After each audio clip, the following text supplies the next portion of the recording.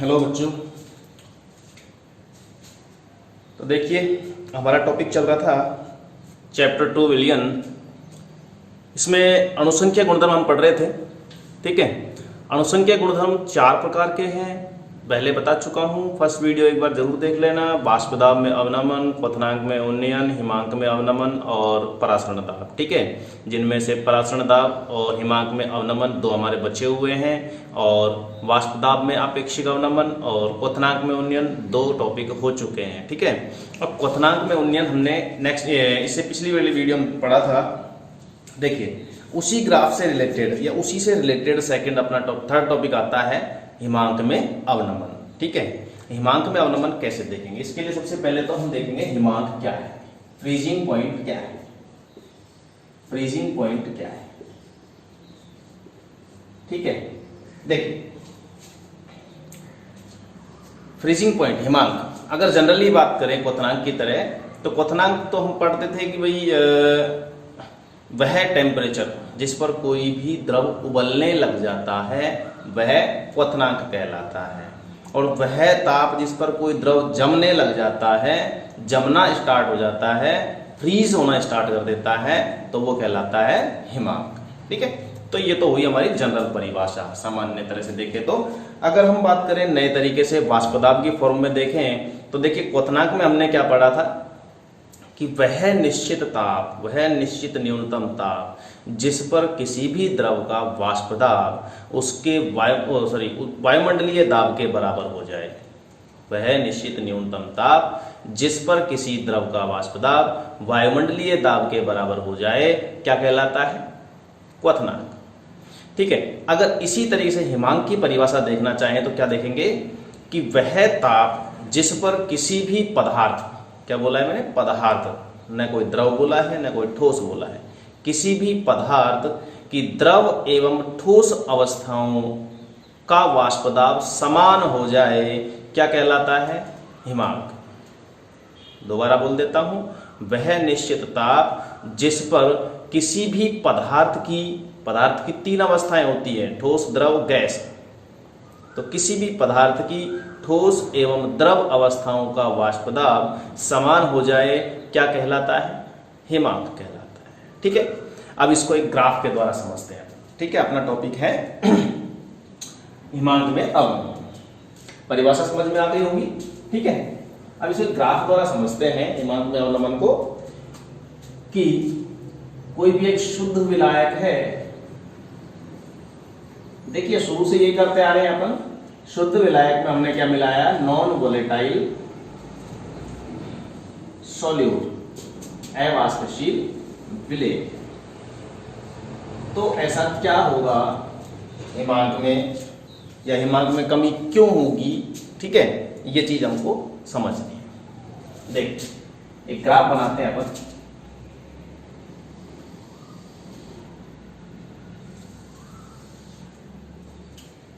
वही same graph है जैसा हमने पिछले वीडियो में क्वथनांक के लिए देखा था। इधर लेंगे वेपर प्रेशर, वाष्प दाब, और इधर लेंगे टेम्परेचर यानी कि ताप। ठीक है, देखिए अगर हम विलायक के लिए, शुद्ध विलायक के लिए अगर अपन एक वाष्प दाब का ग्राफ बनाना चाहें टेम्परेचर के अगेंस्ट, तो कैसा बनेगा, कुछ इस तरीके के जो कल बनाया।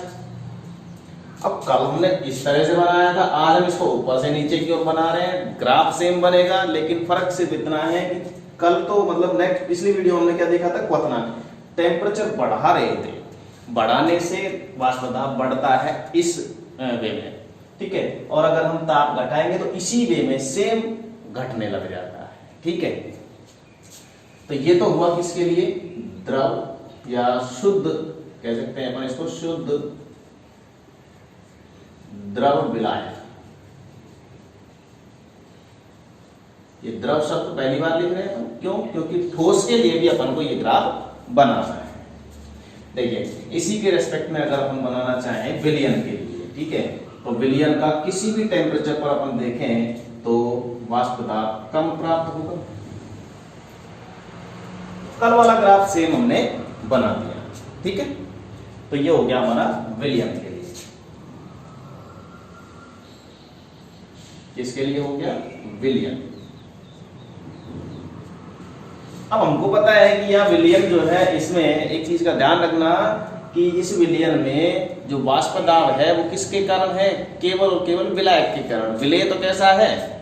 अवाष्पशील है, जो वाष्प नहीं बन सकता, विलयन में बैठा हुआ है, वो नहीं बदलेगा, नहीं वाष्प बन के उड़ेगा। तो विलायक ही वाष्प बनाता है, विलायक की ही वाष्प बनती है। तो ये द्रव विलयन, द्रव अवस्था में बात कर रहे हैं अपन, ठीक है। एक और यहाँ पे बनाते हैं एक्स्ट्रा ग्राफ, वो किसके लिए बनाते हैं? ठोस विलायक के लिए। सेम बिल्कुल ग्राफ है, कोई ज्यादा अंतर नहीं है। बस इसमें क्या है कि हिमांक वाष्प दाब अचानक गिरता है, ताप कम करने से ठोस अवस्था जैसे ही आती है तो वाष्प दाब अचानक गिरता है। इसलिए ये ग्राफ इनके जैसा नहीं बन के थोड़ा ज्यादा झुका हुआ बनेगा, इसलिए इसको बोल देते हैं अपन ठोस शुद्ध विलायक। ये 3 तरह के ग्राफ बना दिए। अब हमने क्या पढ़ा है हिमांक की परिभाषा में?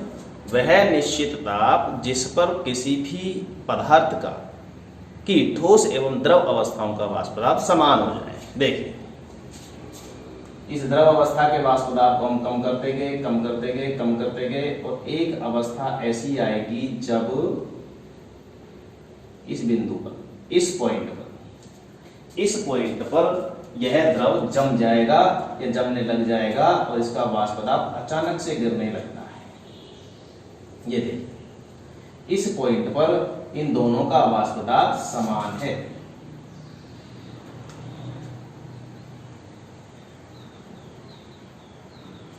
इस पॉइंट पर इन दोनों का वाष्प दाब समान है। देखिए, इसको हम बोल देते हैं, मान लीजिए शुद्ध अवस्था का है, इसलिए T नॉट F। क्या बोल दिया?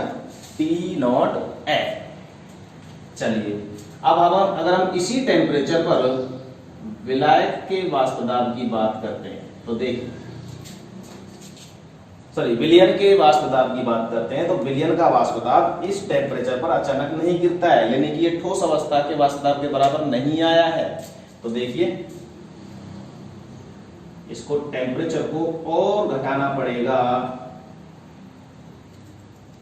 द्रव और ठोस अवस्था का टेम्परेचर सेम करना, वाष्प दाब समान करना पड़ेगा। टेम्परेचर को इतना घटाना पड़ा कि जब इन दोनों का वाष्प दाब, द्रव और ठोस अवस्था का वाष्प दाब समान हो जाए। अब दिमाग में एक बात आ रही होगी, बोले साहब ये तो शुद्ध विलायक का वाष्प दाब ये ग्राफ था, तो फिर विलयन वाले को इसके बराबर में क्यों लिया? विलयन मैं पहले बता चुका हूं, एक बार पीछे करके देखना कि विलायक का ही वाष्प दाब होता है विलयन में भी। विलायक का ही वाष्प दाब होता है, जब वो जमने लग जाता है तो विलायक का ही वाष्प दाब वहां काउंट होगा। विलयन में भी विलायक का ही वाष्प दाब काउंट होता है, लेकिन ठोस अवस्था में, ठीक है, ठोस अवस्था के अंदर दोनों विलायक हो चाहे विलयन, दोनों का वाष्प दाब समान हो जाता है। यहाँ पे देखिए, अब इस टेम्परेचर पर जाकर, इस टेम्परेचर पर विलयन जमने लगेगा, यानी कि अब ये टेम्परेचर क्या कहलाएगा? द्रव विलयन, यानी कि विलयन का क्वथनांक, विलयन का हिमांक। इस पॉइंट पर जाकर विलयन जमने लगेगा, यानी कि ये कहलाएगा इस विलयन का हिमांक। इसको मैंने लिख दिया, मान लीजिए TF। सेम बिल्कुल क्वथनांक की तरह है, फिर से देख सकते हो, या F लिखा है हमने, उसमें लिखा था B फॉर बॉइलिंग पॉइंट और F फॉर फ्रीजिंग पॉइंट, इसीलिए इंग्लिश टर्म देखना बहुत जरूरी है, ठीक है। तो F for freezing point, T not F शुद्ध अवस्था में या शुद्ध विलायक का हिमांक, TF विलयन का हिमांक। देख सकते हो यहां 0 अगर मानते हैं अपन तो देखिए ये टेम्परेचर ज्यादा है और ये टेम्परेचर कम है, यानी विलायक का हिमांक ज्यादा है और विलयन का हिमांक कम है। मतलब क्या है कि विलयन को जमाने के लिए टेम्परेचर को और भी कम करना पड़ेगा, विलायक के ताप से भी और भी बहुत कम ताप करना पड़ेगा, तब जाके विलयन जमेगा। अब जो ये कमी हुई है, जो टेम्परेचर हमको और कम जो करना पड़ा जमाने के लिए विलयन को, वो कहलाती है हिमांक में अवनमन। वो कमी क्या कहलाती है? हिमांक में अवनमन। ये जो तुमको डिफरेंस यहां दिख रहा है, ये डिफरेंस कहलाता है delta T F. Delta T F क्या है? Delta T F, delta T F is equal to T not F minus T F.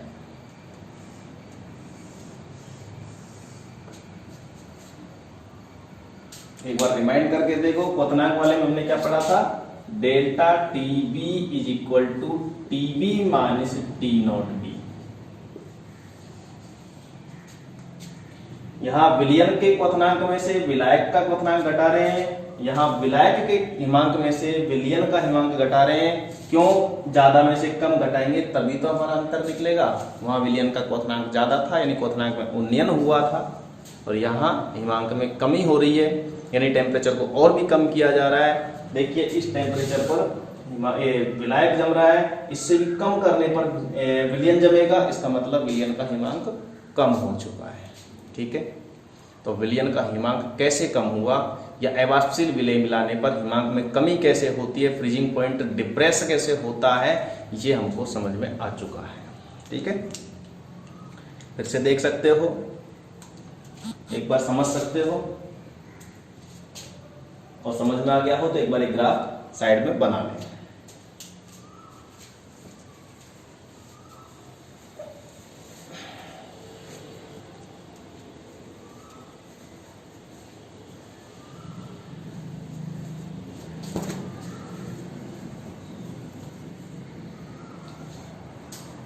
बना लिया? देख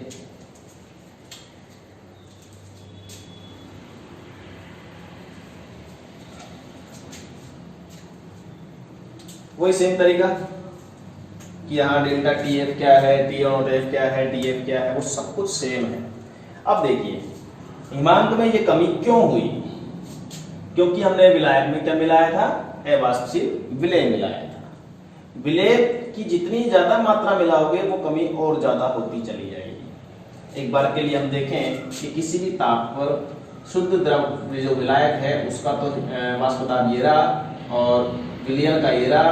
अगर मान लीजिए हमने विलय थोड़ा सा और मिला दिया तो ये ग्राफ कुछ और नीचे से आएगा, यानी कि वाष्प दाब और गिर जाएगा, और वाष्प दाब और गिरेगा तो ये देखिए इसको टेम्परेचर को और ज्यादा घटाना पड़ेगा। यहाँ से देखिए ये ग्राफ कुछ इस तरह से आएगा। कल भी यही बताया था मैं, दोबारा देखिए। इसका मतलब क्या है कि विलय तुम जितना ज्यादा मिलाओगे, विलय जितनी ज्यादा मात्रा में मिलाओगे, ये गैप बढ़ता चला जाएगा, और ये गैप बढ़ने का मतलब क्या है? हिमांक में कमी होती चली जाएगी।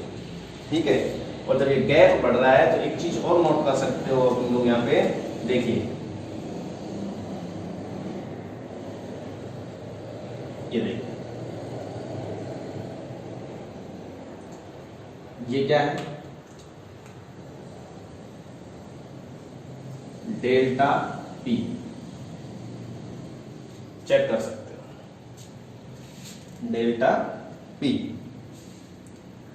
मतलब ये गैप देखिए, ये वाष्प दाब हो गया तुम्हारा विलयन का, ये वाष्प दाब हो गया किसका? द्रव विलायक का। इन दोनों के बीच में जो अंतर है इस समय वो क्या कहलाता है? Delta P. और ये जो अंतर है टेम्परेचर में वो कहलाता है हिमांक में अवनमन, डेल्टा टी एफ। अब तुम देख लो कि ये गैप बढ़ेगा तो ये गैप बढ़ेगा, यानी ये गैप बढ़ेगा तो ये गैप बढ़ेगा। इसका मतलब हम कह सकते हैं कि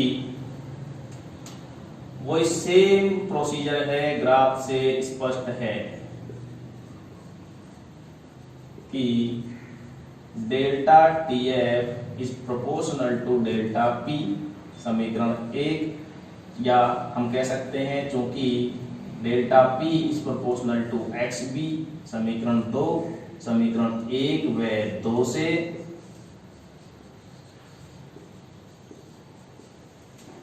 सेम प्रोसीजर है क्या? नहीं है। क्वथनांक में जो भी कुछ किया था हमने एज इट इज उतारेंगे इसको। सिर्फ चेंज क्या है? चेंज है सिर्फ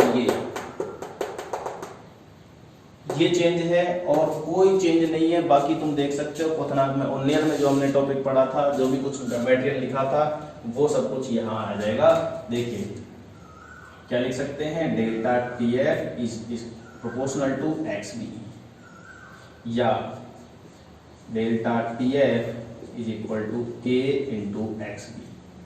के क्या है, समानुपातिक स्थिरांक, यहाँ के क्या है, समानुपातिक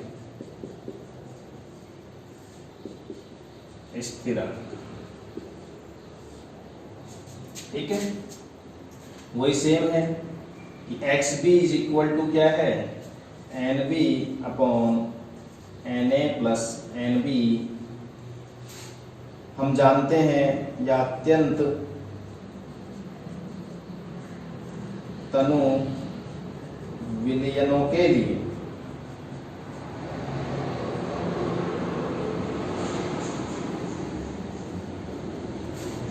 N B is very very less than N A. वही सब कुछ है, चेंज कुछ नहीं कर रहा हूं मैं, सेम एज इट इज, जैसे रटा रटाया हम उतार रहे हैं। ठीक है, तो ये चित्र अगर बना लिया हो तो एक बार देख लो, वीडियो पॉज करके बना लो, मैं इसको मिटा रहा हूं ऐसे।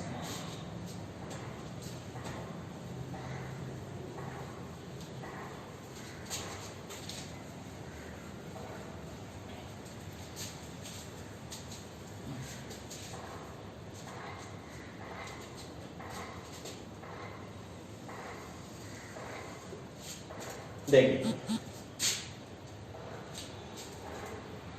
इसको यहां लिख सकते हो, एक बार मैं इसको मिटा रहा हूं। देखो इसको एक बार वैल्यू को रख दो, delta T F is equal to K into N B upon N A plus N B. अब हम लिख सकते हैं अत्यंत तनु विलयनों के लिए N B is very very less than N A. अतः delta T F is equal to K into N B upon N A. ठीक है, देखिए delta T F is equal to K into W B upon M B into W A upon M A. यहां से बीच में से एक step हटा दिया, एन बी का और एन ए का मान रख दिया और उनको इस तरह से सेट कर दिया। ठीक है, देखिए वही सेम कि delta T F is equal to K into M A into W B upon M B into W A. ठीक है, delta T F is equal to, ये क्या है, कल के जैसे मतलब क्वथनांक में उन्नयन में जब पढ़ा था अपन ने, सेम इसी तरह से आ गया। क्या आ गया, के एफ, वहां क्या पढ़ा था, के बी, वहां क्या पढ़ा था, के बी मोलल क्वथनांक उन्नयन स्थिरांक, और यहां क्या है, के एफ मोलल हिमांक अवनमन स्थिरांक। ठीक है, तो ये हो गया अपना N B upon W A. W B upon N B को वापिस से मैंने एन बी लिख दिया और ये W A as it is. तो क्या लिख सकते हैं, delta T F is equal to K F into M. देखिए एन बी और एन ए की वैल्यू रखी, यहां W B upon N B को वापिस एन बी कर दिया, डब्ल्यू ए एच डी छोड़ दिया, N B upon W A, N B upon W A. फिर बता देता हूं, मोलों की संख्या अपॉन विलय के मोलों की संख्या अपॉन विलय का द्रव्यमान मोललता कहलाती है। मोललता, विलयन की मोललता स्मॉल एम लिख दिया है आपने। ठीक है, तो यहां एम इज इक्वल टू विलयन की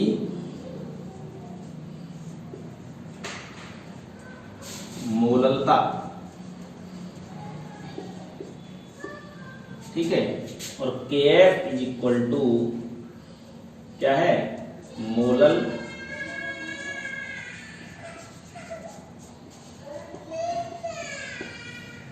क्वथनांक, सॉरी हिमांक, अवनमन स्थिरांक। इसको मोलल अवनमन स्थिरांक भी बोल सकते हो, केवल हिमांक लिखने की भी आवश्यकता नहीं है, मोलल अवनमन स्थिरांक। ठीक है, किस पे डिपेंड करता है, केवल और केवल विलायक पे। विलायक की प्रकृति क्या है उस पे डिपेंड करता है। हर एक विलायक के लिए केएफ का मान अलग अलग होता है, और एक अगर विलायक है उसका कोई सा भी तुम विलयन बना रहे हो, उसमें विलय कुछ भी मिला रहे हो, उसके लिए केएफ का मान समान होता है या केबी का मान समान होता है।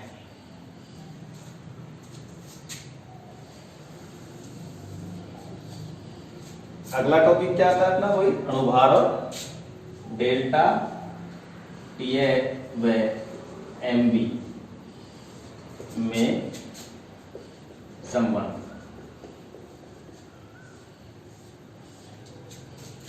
हिमांक में अवनमन और विलेय के अणुभार में संबंध। हिमांक में अवनमन और विलेय के अणुभार में संबंध। देखिए समीकरण इसको 3 डाल देते हैं। समीकरण 3 से delta T F is equal to K F into M की वैल्यू रखेंगे K F into N B upon W A. Delta T F is equal to K F into W B upon M B into W A upon 1000। ये जरूर कर देना, बटे में 1000 जरूर करना है, क्योंकि हमको मात्रा किसमें दी जाती है, ग्राम में। और वैसे भी देखिए ये जो मात्राएं हैं बहुत सूक्ष्म मात्राएं हैं, कम मात्राएं हैं, इसलिए हमेशा किसमें दी जाएगी, ग्राम में। ठीक है, तो ये याद हो गया। वही सेम फॉर्मूला आ चुका है, सिर्फ F की जगह पे क्या था हमारे पास, B था, और बाकी सब कुछ सेम है, चेंज कुछ भी नहीं। ठीक है,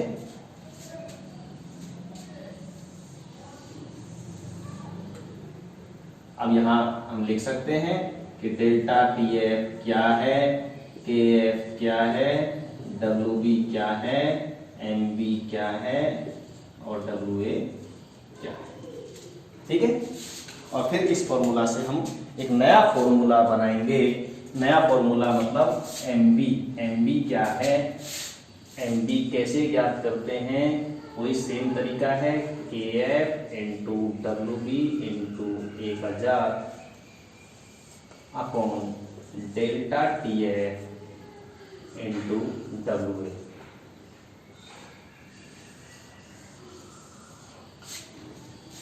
ओके गाइस, समझ में आ गया होगा। देखिए ये क्या है, डेल्टा टी एफ हिमांक में अवनमन, के एफ क्या है, मोलल अवनमन स्थिरांक, डब्ल्यू बी क्या है, बी बोल दो विलेय, और डब्ल्यू मतलब वेट, विलेय का वेट, विलेय का भार, एम बी विलेय का अणुभार, और डब्ल्यू ए फोर अपन ने किसके लिए लिया था, सॉल्वेंट के लिए, विलायक के लिए, तो विलायक का भार। क्लियर हो चुका, चार ग्राफ को मिटाने से ये सब कुछ एक जगह पे आ गया ये टॉपिक। ठीक है, इसको अब दोबारा शुरू से समझ सकते हो। कुछ बच्चों को प्रॉब्लम थी क्वथनांक में उन्नयन, कल का टॉपिक समझ में नहीं आया था, ज्यादा चेंज नहीं है हिमांक और क्वथनांक में, इसलिए अब तुम आराम से इसको देख सकते हो। ठीक है,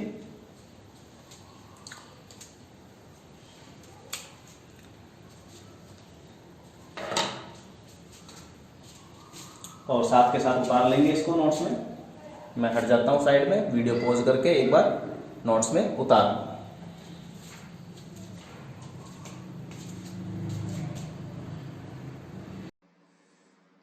देखिए, अब आप लोग यहाँ से नोट्स बना सकते हो, एज इट इज उतार सकते हो इसमें, ठीक है। हिमांक में अवनमन की हेडिंग डालेंगे सबसे पहले, और फिर आप एक छोटी हेडिंग डालेंगे हिमांक। हिमांक की परिभाषा लिखेंगे सबसे पहले तो, ठीक है। ऊपर की दोनों लाइनें हिमांक की परिभाषाएं हैं। फिर उसके बाद एरो लगा के लिखेंगे, जब अवाष्पशील विलेय पदार्थ को विलायक में घोलते हैं तो बनने वाले विलयन का वाष्प दाब विलायक से कम हो जाता है, इसलिए विलयन विलायक से कम ताप पर जमता है। मतलब विलयन का हिमांक विलायक से कम हो जाता है, ठीक है। इसके बाद आराम से देख सकते हो आप लोग।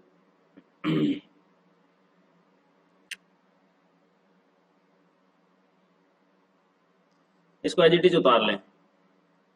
डायग्राम साइड में बना हुआ है।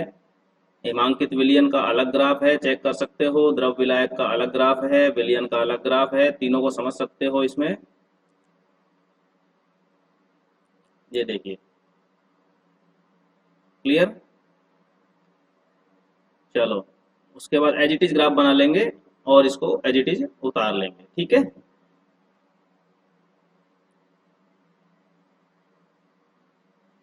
कंटिन्यू उतारेंगे इसको।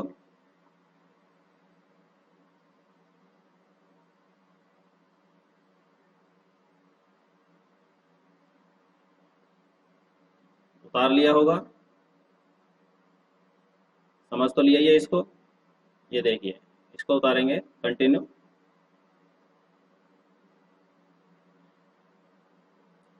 ठीक है, चलो सेम है जैसे हमने पिछले वीडियो में देखा था क्वथनांक में उन्नयन, वैसे ही हिमांक में अवनमन का टॉपिक है। सिर्फ वहां टी बी शब्द काम में लेते हैं और यहाँ टी एफ। एक चीज देखिए यहाँ पे, ये देखिए, ये टी बी आ गया यहाँ पे लिखा हुआ। इसको टी बी नहीं लिखेंगे, टी एफ लिखेंगे, ठीक है। टाइपिंग मिस्टेक है, करेक्शन कर लेना, ठीक है। चलो, उतार लिया, आगे देखिए।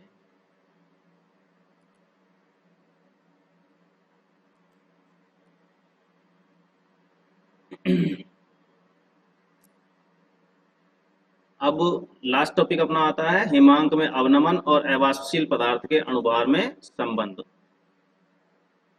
ठीक है। ये अगर तुम्हें नहीं दिखा हो तो मैं इसको और ऊपर कर देता हूं, उतार लो, ये लो, यहाँ आप उतार सकते हो इसको।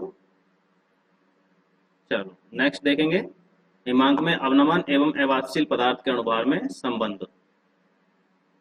बिल्कुल एज इट इज उसकी तरह है जैसा हमने उसमें देखा था क्वथनांक में उन्नयन। क्लियर हो गई बात। लास्ट में हमारा जो फाइनल आता है एम बी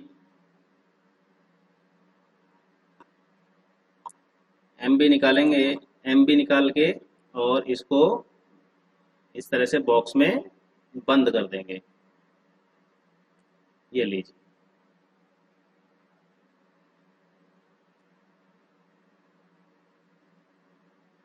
चलो उसके बाद ये उतार लिया होगा। चलो अब न्यूमेरिकल सॉल्व करने की कोशिश करिए। न्यूमेरिकल देखिए, इसमें क्वेश्चन नंबर 3 है कि 25.6 ग्राम सल्फर को 25.6, इसको 325 मत पढ़ लेना, 3 नंबर अंकित प्रश्न है। 25.6 ग्राम सल्फर को 1000 ग्राम नेफ्थलीन में घोलने पर विलायक में अवनमन 0.68 केल्विन पाया गया। सल्फर का अणुसूत्र ज्ञात कीजिए, ठीक है। इसमें के एफ के वैल्यू दे रखी है नेफ्थलीन के लिए। तो सबसे पहले जिसमें तुम्हें कल बताया था, नेक्स्ट पिछले वीडियो में देखा था अपने, ये सबसे पहले तुम क्या देखना है कि क्या क्या दिया गया है।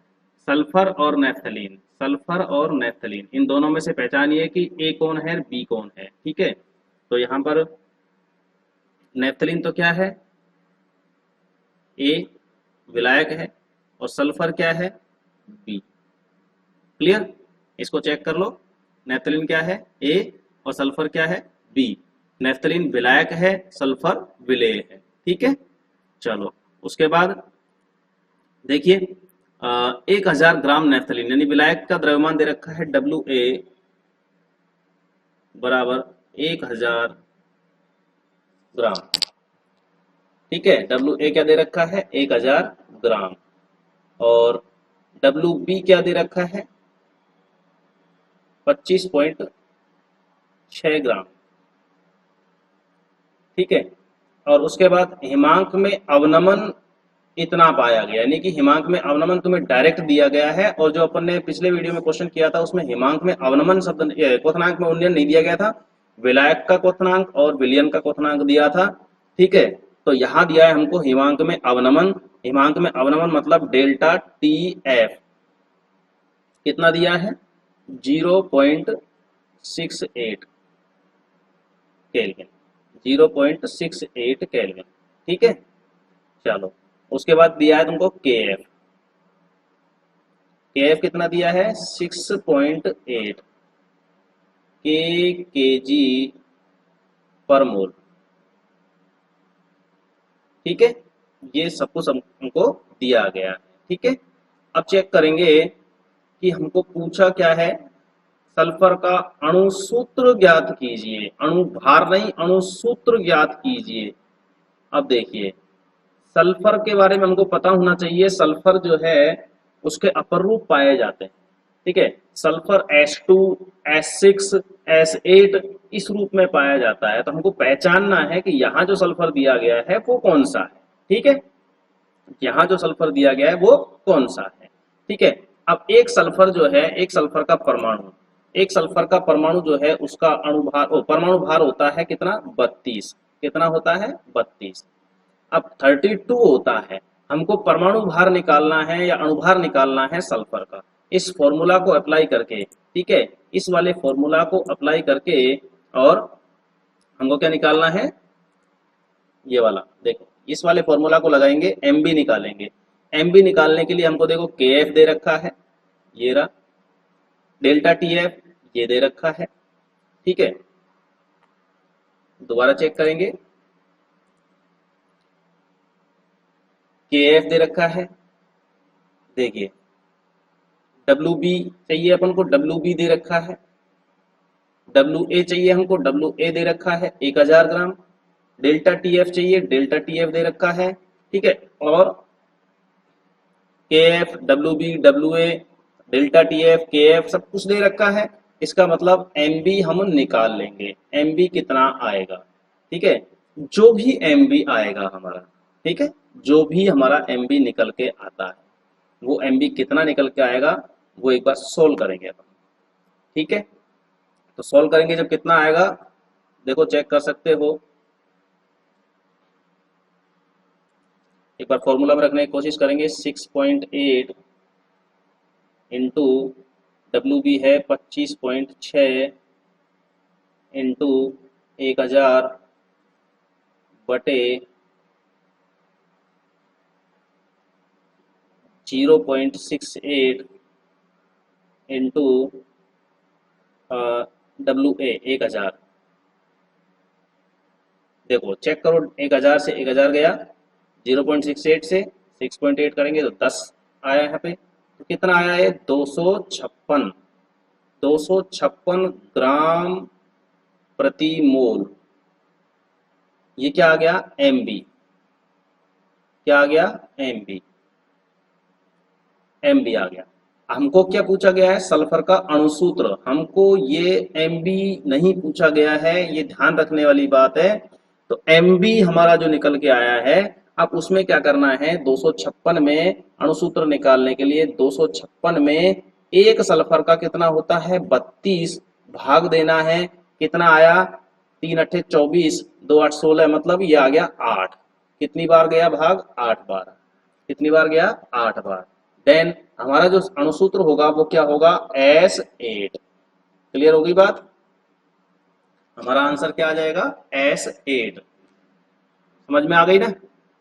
चलो अब इस तरह से न्यूमेरिकल सोल्व करेंगे। अणुसूत्र पूछा गया है यहाँ पे, अणुभार नहीं, फिर मैं बार बार बोल रहा हूँ कि इस सवाल को पूरा पढ़ो, अणुसूत्र देखते ही अणुभार ज्ञात कर लिया और हम अणुभार पे ही छोड़ के चले गए आंसर को, हमारा आंसर गलत हो जाएगा, नंबर कट जाएंगे। ठीक है, चलो ये समझ में आ गया होगा। नोट्स इसमें से उतार लेंगे कंप्लीट। चलो कॉपी में सोल्व कर लेना इसको। ठीक है, तो ये हो गए हमारे अब 3 अणुसंख्यक गुणधर्म। मैं दोबारा बता रहा हूं, वाष्प दाब में आपेक्षिक अवनमन पहला था, उसका एक न्यूमेरिकल करके देखा है बस अभी तक हमने। क्वथनांक में उन्नयन दूसरा था, उसका भी एक न्यूमेरिकल किया है। हिमांक में अवनमन ये तीसरा था, इसका भी हमने अभी तक एक न्यूमेरिकल किया है। ठीक है, एक एक न्यूमेरिकल मैंने तुम्हें सिर्फ एग्जाम्पल बतौर दिए हैं, और बाकी के न्यूमेरिकल जो बुक में पीछे की साइड दे रखे हैं, ठीक है, वो जरूर देख लेना। अगर नहीं होते हैं तो कोई बात नहीं है, सारे न्यूमेरिकल में अगले वीडियो जब अपना अणुसंख्यक गुणधर्म समाप्त हो जाएगा, टॉपिक खत्म हो जाएगा, उसके बाद अपन सोल्व करेंगे। ठीक है, सारे न्यूमेरिकल दोबारा करवाऊंगा, टेंशन लेने की कोई आवश्यकता नहीं है। ठीक है, बस तुम एक बार टॉपिक को ढंग से समझ लो, उसके बाद न्यूमेरिकल करना बहुत आसान है। न्यूमेरिकल्स करने के लिए बहुत आसान ट्रिक्स हैं, कोई बहुत ज़्यादा कठिन नहीं होते हैं। बस सिर्फ ये है कि प्रश्न को पूरा पढ़ो, पूरा समझो, प्रश्न को समझने में टाइम जरूर लगाना है। प्रश्न जब तक समझ में नहीं आएगा तब तक हम आंसर को सही नहीं कर पाएंगे, ये ध्यान रखने वाली बात है। ओके, चलो ये हो गया हमारा टॉपिक फिनिश। अगला टॉपिक जो है अगले वीडियो में, लास्ट अणुसंख्यक गुणधर्म है, वो कौन सा है? परासरण दाब, ऑस्मोटिक प्रेशर। ओके, चलो।